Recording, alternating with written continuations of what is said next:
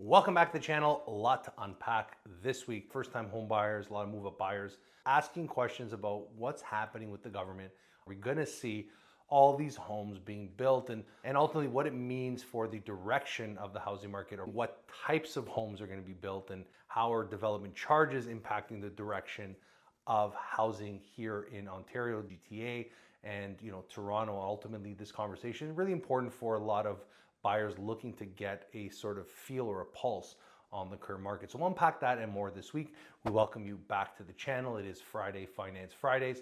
I'm your host, Anthony, with In Touch Mortgage Solutions. And if you have not subscribed to the channel, we invite you to go ahead and do so. Don't forget to hit that notification bell. Most importantly, let us hear your thoughts, questions, and comments in the comment section below. But let's get right into it. I think it's important to start off with what's sort of playing out right now in the Toronto condo market. And ultimately, this is one segment of the market. It's definitely seeing a lot of new listings, a lot more inventory come to the market. Obviously, there's a lot of units that are basically up for sale right now, and a lot of that could be for multiple reasons. I mean, first and foremost, the capital gains inclusion changes coming June 25th. Ultimately, next week, those changes kick in. Speaking of investors, I mean, that is another catalyst for why we're seeing all these condos hit the market. One, as we know, interest rates are definitely still elevated. Yes, there could be pulling back in the next little while. We have a Bank of Canada cut just at the beginning of June, potential for further cuts down the road, especially as investors, most of them do hold variable rate mortgages. Their cash flow situations are definitely being impacted.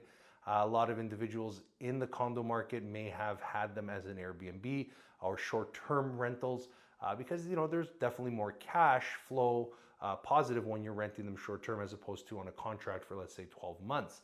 And ultimately, a lot of investors might be cutting their losses. Now, that's not to say that's the only case. I mean, for us, looking at it from the mortgage perspective, a lot of individuals that bought these units as investors, a small percentage of them, maybe 15 to 20%, were end users.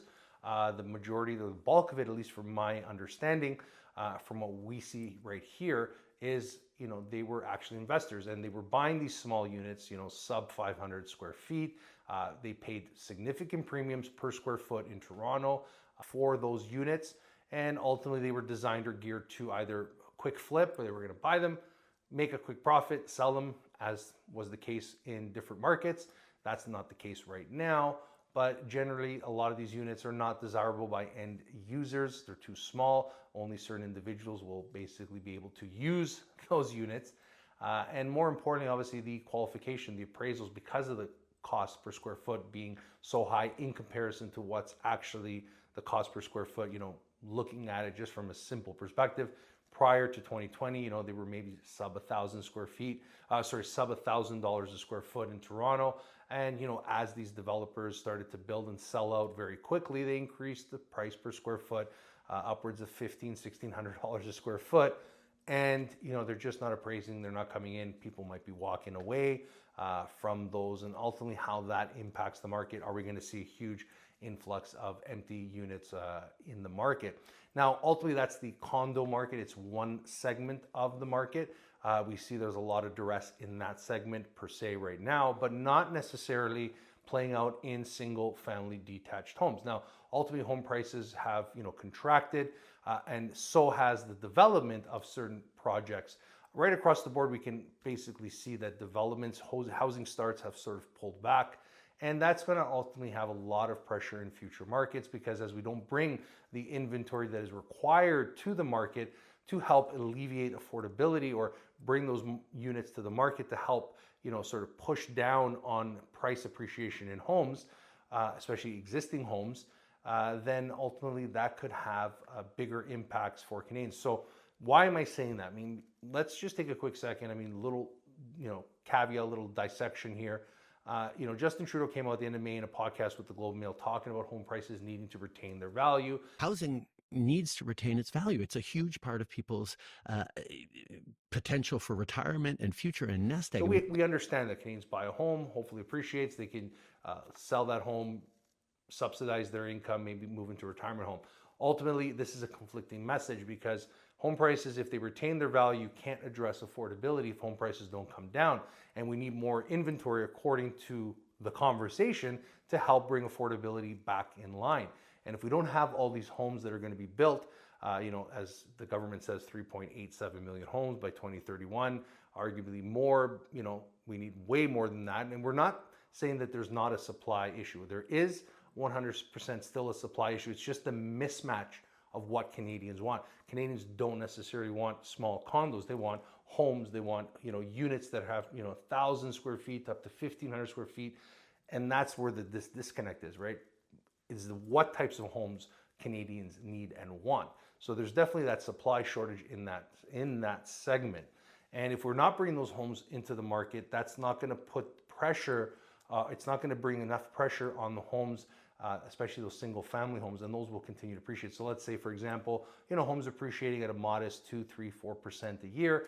We've seen definitely higher numbers over the past, but if we don't see the new homes combating that, we could see some really significant jumps. Now, that's not happening right now. Ultimately, there's a lot of pressures economically, higher interest rates, carrying costs, shelter costs. Obviously, these are the problems. But if interest rates are to drop, which we're seeing that could happen down the pipeline, how is this all going to play out? But ultimately, this is the conversation. There's a misalignment right now, I believe. And on top of all that, we have a few other things. In Ontario, we have Bill C-185, which is literally the red tape, removing the red tape to build homes. This act basically hit Royal Assent in early June, and how it's going to play out, if it's going to impact the developments of new homes, ultimately should streamline the process, but we're seeing a couple other problems with that. So, looking at Bill C-185, we'll put a link in the description box below. You can check out the everything that we're talking about, any links, any articles, we'll put it in the description box below. All right, I apologize. I did have some technical difficulty with this part of the video, but in a recent publication by Better Dwelling talking about Canada begins real estate developer bailout with 55-year loans, they're talking about CMHC issuing a letter to lenders who are officiating loan programs for developers of multi-unit homes, developer builders.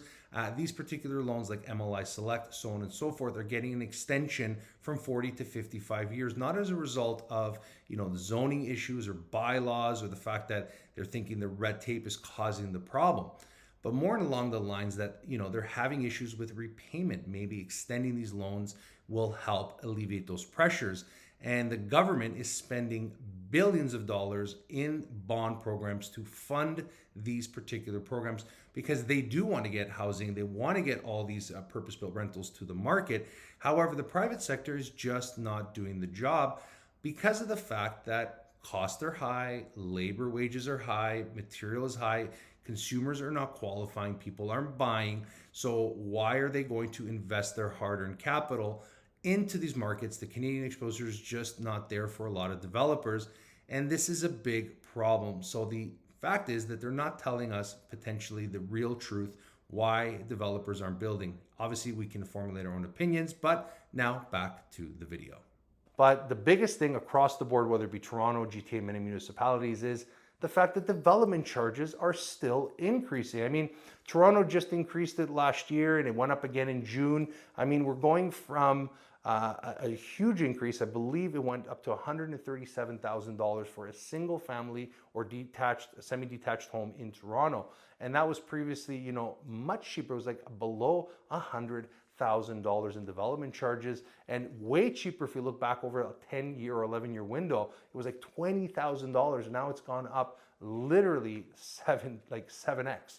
And in Vaughan, for example, looking at a single family home for the month of June, starting in June, it's $184,000 for the cost of a new home. So, ultimately, development charges are one huge problem to bring more affordable housing, because even though you might have some people saying, well, that's the developer charge, right? The developer has to pay that as part of the deal with the municipalities, and the government stroking a check to the municipalities and to these provinces. And honestly, it doesn't matter. At the end of the day, the reality will be, once the developer has to pay that cost, the cost gets passed on to, you guessed it, the end user, the person buying that home. And when you're buying already an expensive home, you think about an extra $200,000 in certain segments or more in the price of the home goes to just development charges. So how are they going to really bring in all this affordable housing? Now, Granted, development charges are required. You know, when you build up instead of out, it's cheaper. But when you build out, you need more schools, you need more roads, you need more infrastructure, you need definitely, you know, all these things that go along with building.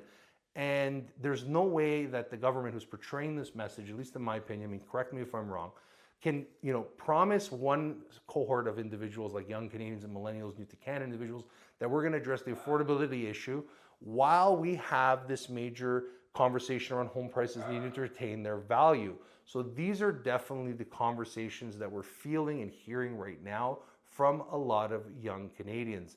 And ultimately, only time will tell. We'll be keeping a close eye on this situation, but I think it's important to understand the segments, the different components, what's happening with housing, what type of housing they are building. At the end of the day, there's a contraction across the board, especially when it comes to the homes that most Canadians want. Canada's just not building. I mean, they're building maybe 200,000, maybe 300,000, the best case scenario. And that was in previous markets when the markets were much healthier and favorable, at least for developers, I should say, right? So this is literally the conversation.